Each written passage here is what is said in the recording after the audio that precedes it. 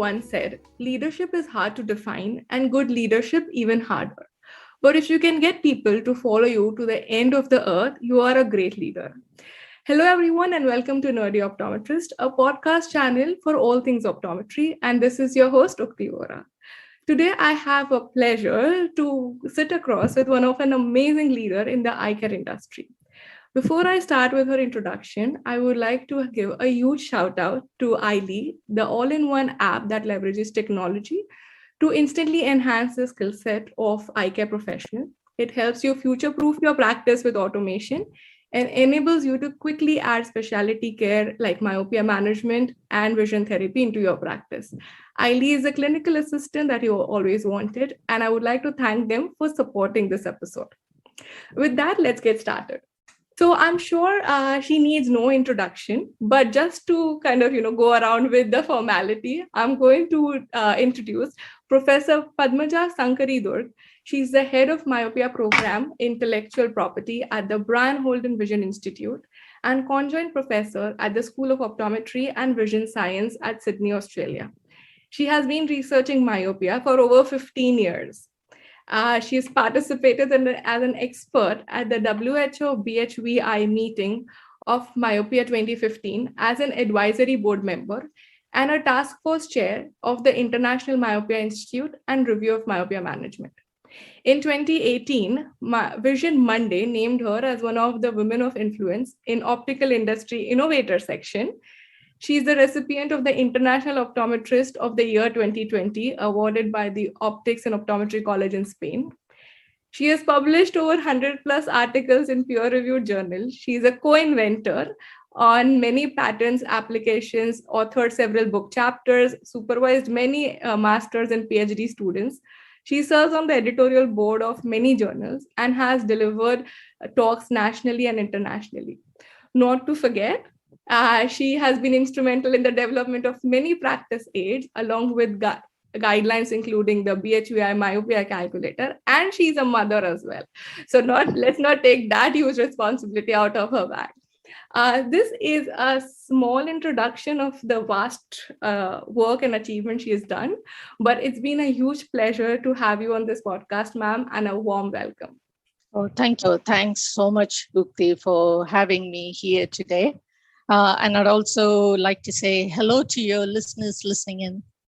Thank you. Thank you so much. I'm sure we are all curious to know all these amazing insights of your journey that I'm going to try and record in this episode. To begin with, I really want to know, how did you bump into this profession? Was it planned or was it an amazing accident that happened in your life? Yeah, it was the latter. So it was very much an accident. I enrolled in an undergrad course in zoology because I was always interested in the biological sciences. And for various reasons, it just didn't connect with me. And I think it all came to a head one day when we were asked to dissect a starfish. We had to get the nerve channel of a starfish and this little thing. And I was there sitting and trying to do it. And I had a massive headache. It took us about 3-4 hours. Then it was like a nerve channel. And I thought, this just isn't me. And strangely, and this is very strange, I was on the bus back home and I noticed there was a sign outside Shankara Nethralaya which spoke about a new program called optometry. And it was just a whim on my part. I got off the bus, I went in and I said, what is this course about? And they said, oh, you can, once you finish the course, you can have your own practice, or you can work for someone, or you can be a teacher. So it seemed like the potential for optometry was endless. I had no clue what optometry was, but what I heard resonated with me. And I said, yes, I want to apply. And they said, you have 25 rupees for the package. 25 rupees to the listeners, that's like 50 cents. And I rummaged through my bag, I found the 25 rupees and the rest is history.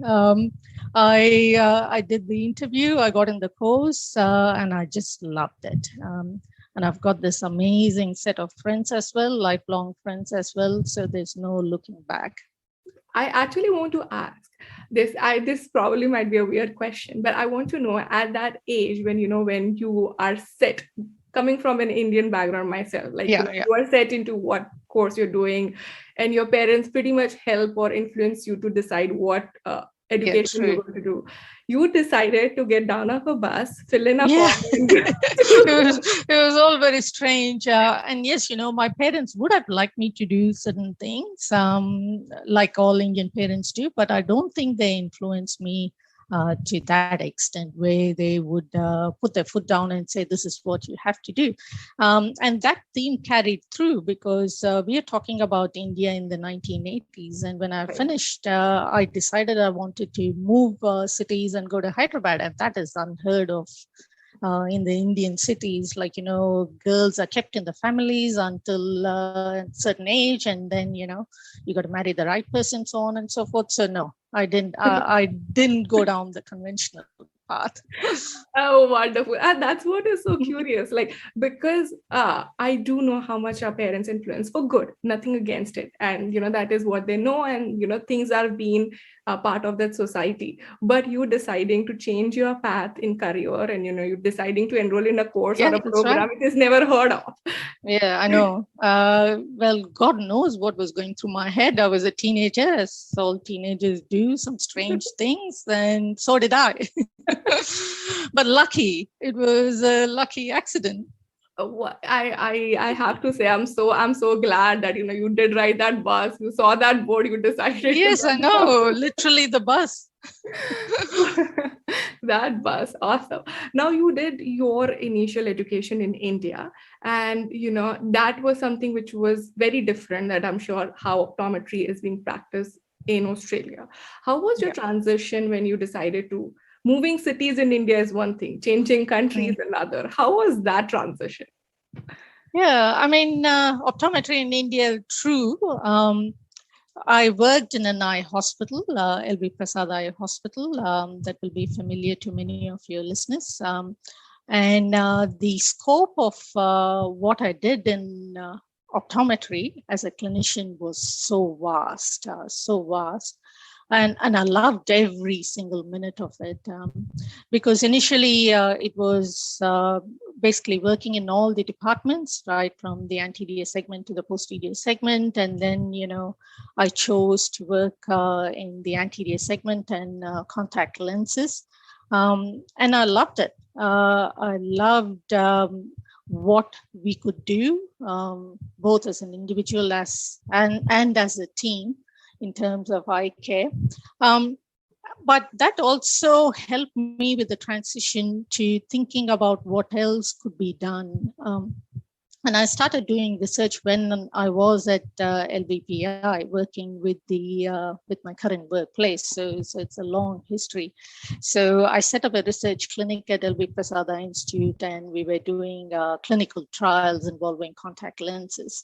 So when I had to make the move to Sydney, it sort of became a natural progression. It So was it wasn't more of that difficult. it was more of an organic transition versus a Yeah. plan. Another lucky accident. And I'm going to keep counting, how did you bump into all these things?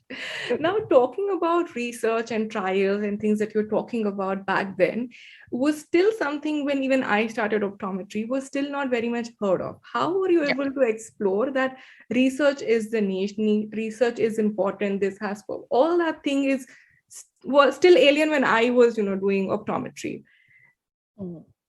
I mean, I think, again, I'll have to thank my few years spent at LVPI for the grounding that we got, because it just wasn't patient care.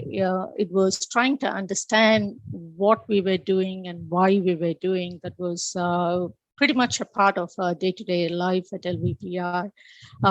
We had to look through the literature. We had to understand what was happening in the field. And then, everyone debated about why certain things were the way they were.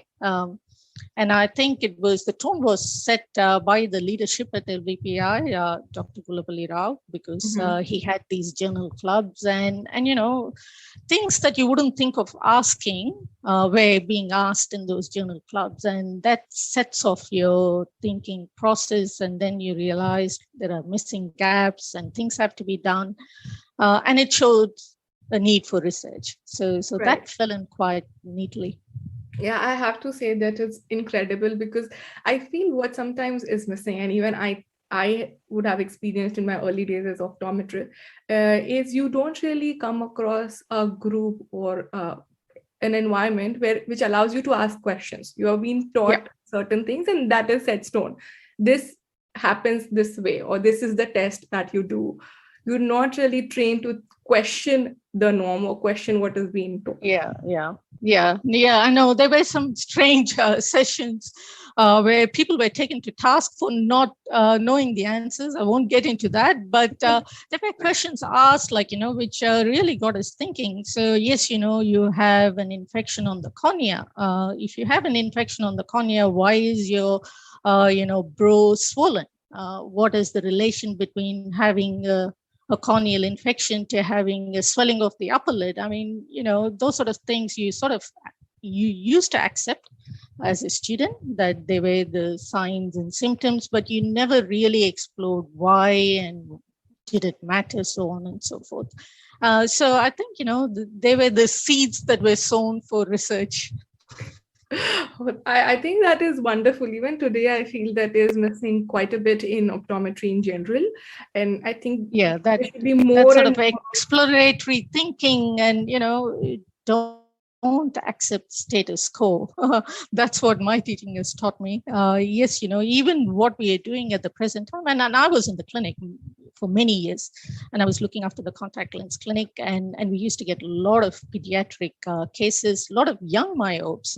This was in 1990s, and I remember saying to parents, "Oh, look, all you have to do is get your child to wear this spectacle lens, and yes, your child's myopia will progress, and you just have to come back every 6 to 12 months." Now, when I think about it, I cringe. So many things have changed, but yeah. So don't accept status quo. Always question. Yeah, I think that's wonderful, and we're going to dig deep into the myopia piece of it shortly. But before I go into that, I actually there are studies which show that only 30% of women globally are into like research and like Yeah. women scientists. Has that been intriguing, interesting, or has that been challenging for you? Uh, I don't know. I don't know whether it was challenging. I did go through it. I would admit that it wasn't easy. Mhm. In the initial days, I don't think there were any issues. And we were treated fairly at LVPI, treated equally, fairly, and everything. All problems came to the fore, I would say, when I had children. Because now suddenly I had two jobs to do. Right. You have your day job, and then you have the rest of the day job, so to speak, and it isn't easy, because there were days, and there were difficult days. There were days when I thought I wasn't doing justice to both, Mhm. either to the work or to the family life. My husband's very supportive, but that is not sufficient when you have little kids, and you've got to try and do many other things.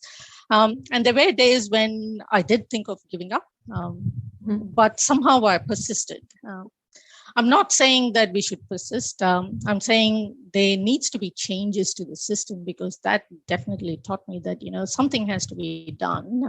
I simply navigated the system the best I thought I could, which was just hanging on by hanging on by the seat of my pants every day, literally taking each day as it comes. But I don't think that's what we should do. We should look at other options, and we should try and see how best we can make changes so that we can accommodate more women into the working space. So that was one area that I thought was quite difficult. And the other area that I talk about a lot, especially to the female students that I mentor at the present time, is to speak up. I do think it is very important to say what you're thinking. Sometimes it can be quite difficult. You can be in a big environment where things might look intimidating, but it is very important to be able to speak up and let your voice be heard. Right. No, absolutely. I think these are two wonderful, wonderful things that you highlighted, especially being women, we're always meant to have some guilt trip, especially with kids and families around, and with coming from like in an Indian culture or a family oriented culture, we always feel we are not doing enough. And with that, you have a full-time job, which is a responsibility as well, which is your passion. So trying to find a balance and speaking out as well is equally important. I think those are great pointers for me. And do you have any tips and tricks on how do you inculcate those things, just of speaking out in an intimidating environment? How do you do that? I want to, but I'm scared. Like, do you have any thought process there?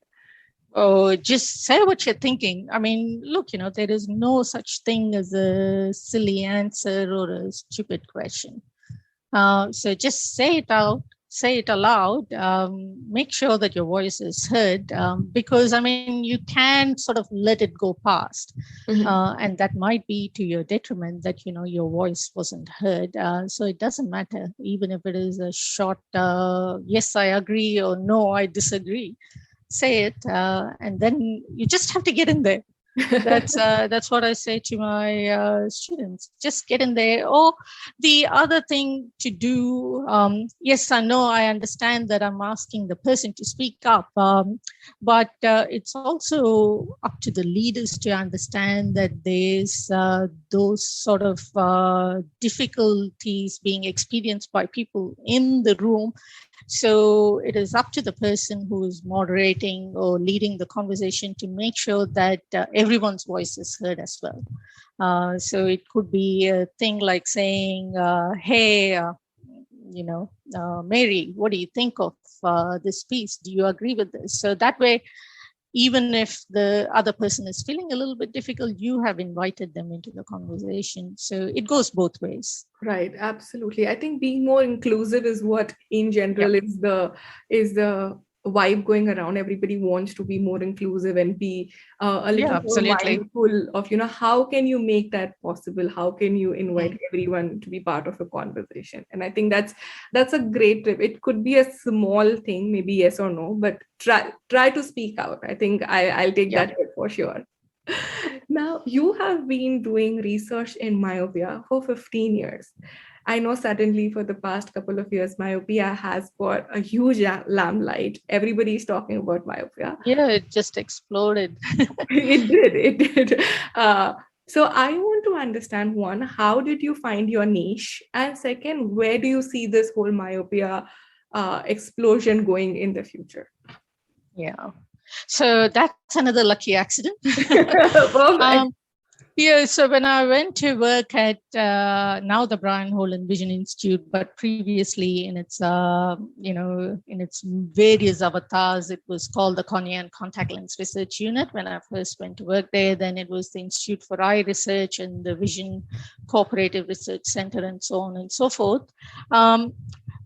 So early days when I went to work at CCLIU, the focus was entirely to do with contact lenses. And God, there were such heavy weights and contact lenses everywhere you look at the place. And they were all interested in contact lenses. So they were exploring various aspects of contact lenses. So for a newbie like me, it was very difficult to find the space. Yes, I was interested in contact lenses. I was doing contact lens research. I did do a fair bit of research back in India as well, exploring infection and inflammation, but they were really heavy hitters out there. So in around 2003, they were putting together a bid for a new program called Vision Cooperative Research Center. And myopia was a very small component of that research program. At that time, it was one of the 5 or 6 research programs they had, and they were looking for people to look after that research program. And I said, yep, I'll do it. I had no idea what I was doing, but I said, yep, I'd be happy to explore that space. And then again, there it was, and here I am. It all worked out for the best, I think, because it was a fascinating area. I learned so much, and I can see that there is so much more to be done. Mhm. How do you see the future in terms of vision care or myopia management now that it has exploded and it become like the talk of the town? I mean, the statistics are quite alarming, right? And we ourselves are seeing it fairly steadily rising in front of our eyes. I mean, our data was suggesting that by the year 2050, nearly half of the world's population will become myopic. And just in the past 2-3 years, we are seeing that, children are sitting at home, they're spending a lot more time doing near-based activities. And we've also seeing evidence for a rise in myopia. And we hadn't even thought about those sort of risk factors coming into play as well. Right. So that is a fact.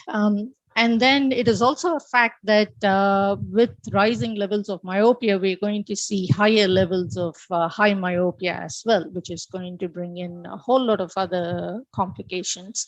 I won't go into it. We all know what those complications are. But it means many things. Firstly, you require a workforce to manage the rising level of myopia. Then you need the devices and the gadgets and other things to take care of the population with myopia. And importantly, you also need a workforce to manage the complications associated with myopia. And the numbers are quite massive. And there are things we can do to try and control that burden, which is like if you can try and control the eye from reaching higher levels of myopia, then you can reduce the burden not only for the individual, but for the entire system. Absolutely. And that's the focus. How can we try and reduce that burden? And fortunately, I mean, we now know that there are many ways with which you can try and slow the progression of myopia. I don't think the science is perfect. I mean, what we are learning is still very much in the early stages, I would say. And there's a lot more to be done on how we can perfect our understanding and how can we deliver new ways of controlling myopia better. And I think that's where the field is likely to go. So, pivoting a little bit away from myopia and the future of it, I'm going to try and focus on your current role and the announcement that was made that now you are heading to important departments in Brian Holden Vision Institute. Now, as a women in leadership, the reason I say women in leadership because there are very few, sadly so. But I want to understand what are the challenges being a leader, and how do you overcome those challenges? Firstly, the myopia program is all about the science of myopia. So it's basically down to my role as a scientist. And I think there's a couple of things we need to get to straight away. Firstly, the realization that, as a scientist, your funding or your vision is being funded by somebody else. So you're looking for somebody else to say, yes, Pat, you can have this bunch of money so that you can go and do the experiments. And it's not an easy thing. Right. So especially when you're leading a program and trying to understand what the pieces are that you're trying to solve, when you're looking for that sort of an external support, that's something, that's an area that one needs to focus on quite extensively. So that's been a big part. And yes, we've been very lucky in terms of having industry support in this area, especially now that it's coming to fore as well. But that's always been a critical component of what is being done. The second important thing, being a person managing a program in this space, has been to sort of own your decisions, so to speak, and then not be afraid of changing the course of what you've set, and also to not be scared of taking some hard decisions. And I'll give you an example again in terms of projects, because we do start off projects and there have been times when the projects were not going as planned. And we all like to continue, we all like to explore, we all want to see where things have to go, but there would be times when you might have to say, look, I don't think this is going to work out and it's best to end it now. yes, when you end it at that time, it might be causing pain, but in the long run, it is for the better. And those sort of challenges, I think, would apply to anybody in any leadership position. So it's sort of owning your space, owning your decisions, and standing by it, and thinking about them constantly, and making sure that you've got your path forward worked out. I think that's very critical. Yeah, I think two things which you mentioned of like, owning your decision and taking hard steps for whatever good or bad reasons. I feel that's difficult sometimes because you don't want to be blamed, or you don't want to be the person who said no to something or said yes to Yeah, something at the yeah, same and there are some differences, and I can see that women, especially because there's very few women who might be acting in a confrontational manner. We are more, I think, we are more collaborative Yes. species.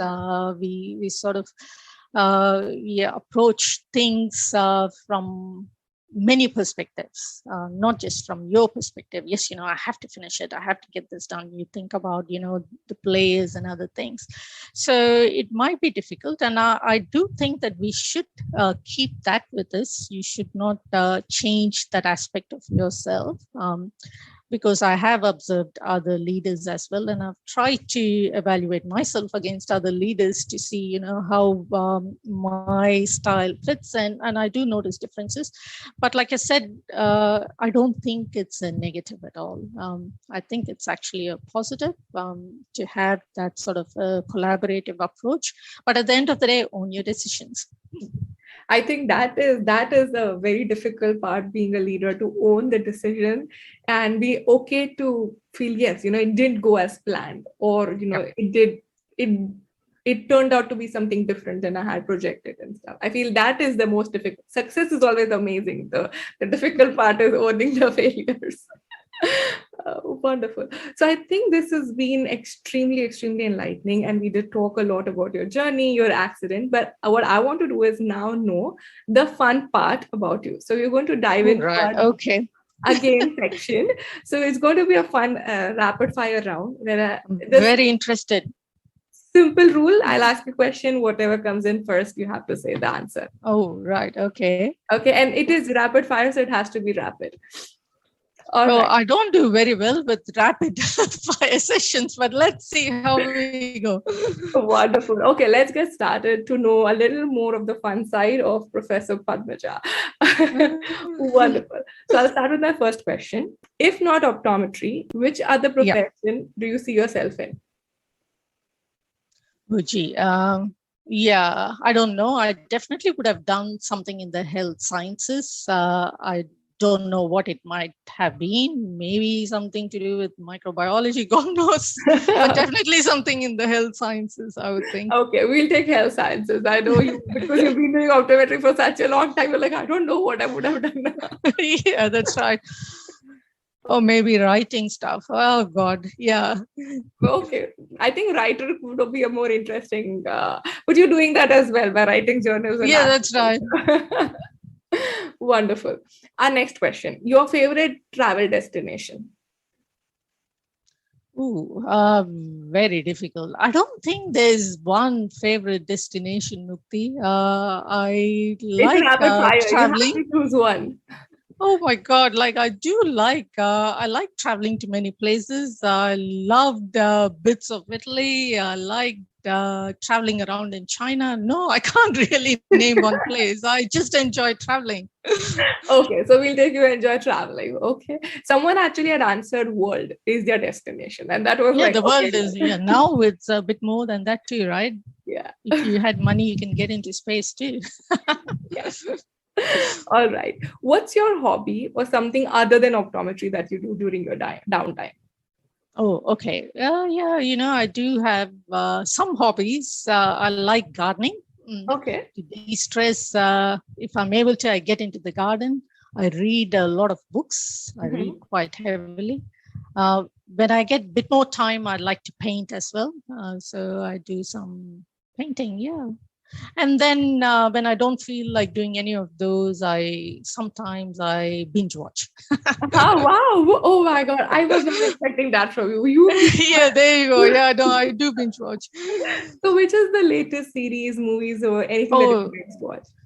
gee, God, that's hard. I don't think I've binge watched anything recently. It must have been years ago. And usually it's the family members that pull me into binge watching because they're watching something and they go, "Oh, you've got to come and watch this." So I binge watched Money Heist with my husband. Oh, nice. So when we get some time and we sit there, I mean, he was the one who started it, and then we went through all the episodes. We said, "Oh, that looks like it's the thing to do." So yeah.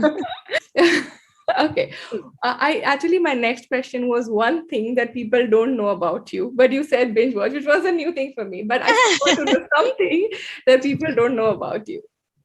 Uh, okay, I don't think there's some people that know that I paint, but not many know that I do some painting in my free time. I don't get that much of free time because with painting, I feel like you need a chunk of time to be able to complete something. You don't want to just start and then walk away from it. Right. But if I have like a break, a few days, then that's something I'd like to do. Wonderful. All right. Your favorite cuisine? Gee, definitely there's no favorite cuisine. I love food. I like lots of different things, and my travel has exposed me to many different cuisines, and I enjoy them all. I mean, I sort of can give examples. God, I was in China once, and we were all hungry because we were working on a research project, and it was lunchtime, and we walked into this little corner stall from the hospital, which is like few blocks away from the hospital, and I was so hungry. And they said, "Pat, there's this radish." It was sitting on the table. It was just cut pieces of radish in what looked like a chili liquid or whatever. Oh my God, that was amazing. I still think about that. So there's stuff like that comes to mind. Like in Vietnam, we had this amazing, salad.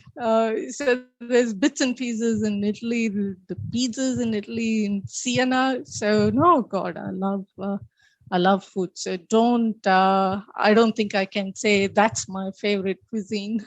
Okay. All right. Now, if you were to interview someone dead or alive, who would that be? And do you have any question in mind? Oh, does it have to be only one person? Yeah. Oh, gee, God. I think it has to be Oprah Winfrey.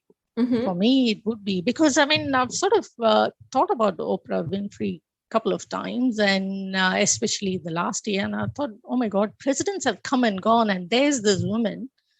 And I've seen her on the screen when I was a child, and she's just looking the same. And, she's achieved so much, and she's been and she's definitely got a leadership thing. She's interviewed presidents.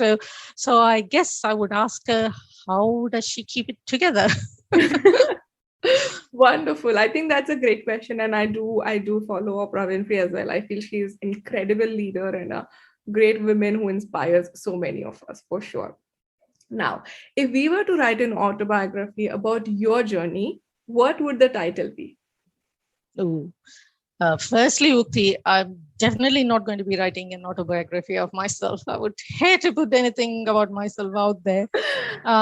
But if it were to be something about my journey, then I think ice would definitely be part of the title.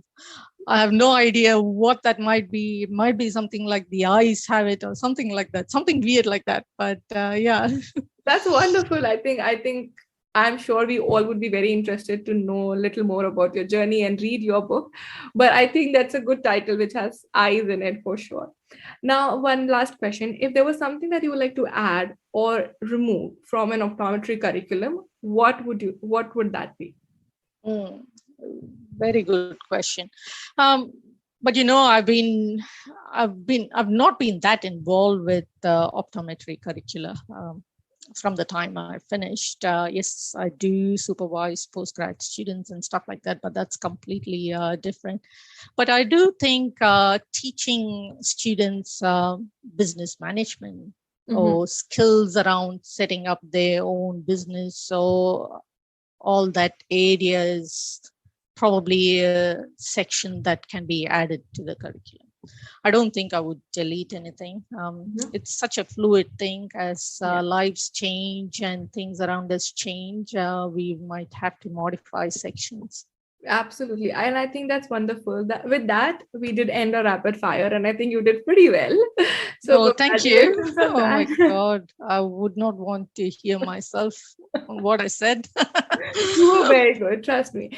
And before I let you go, I would like to ask you one final question. What is a final takeaway message that you would want for all my listeners? Look, I've thought that optometry, not just optometry, eye care profession is a wonderful profession to be in. So when you sit back and you think about it, everybody on this planet will need their eyes checked at some point in their lives, right? Even if you think you're okay at certain stages of your life, presbyopia is going to get you.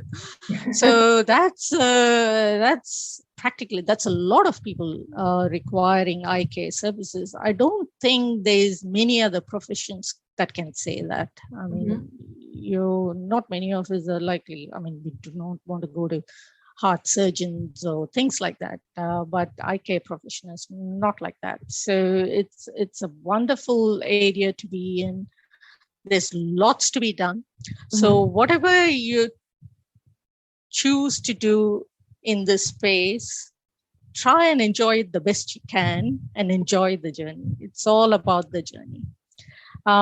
Things like money, fame, titles, awards, they're all relative.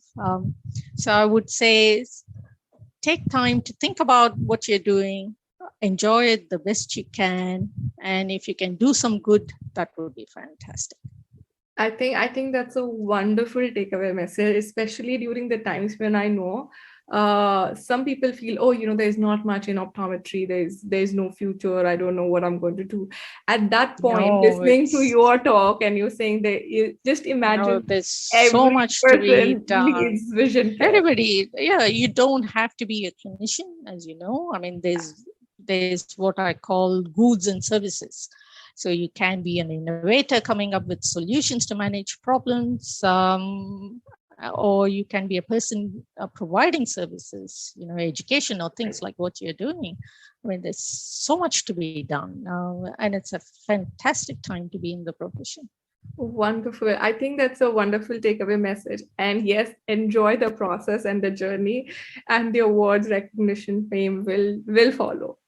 With that, I'm going to add that I'll be sharing or dropping the link of your BHPI myopia calculator in the description. So whoever wants to check out, whoever wants to learn a little more about that, I'll be adding that in the description. And not to forget our sponsors for the episode, Eiley. So I'll be also dropping their link in the description where you can go and register for a free trial session.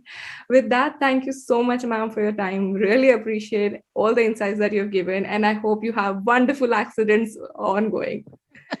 Thank you so much, Shruti, for having me. And yes, I hope we all have those wonderful accidents. Wonderful.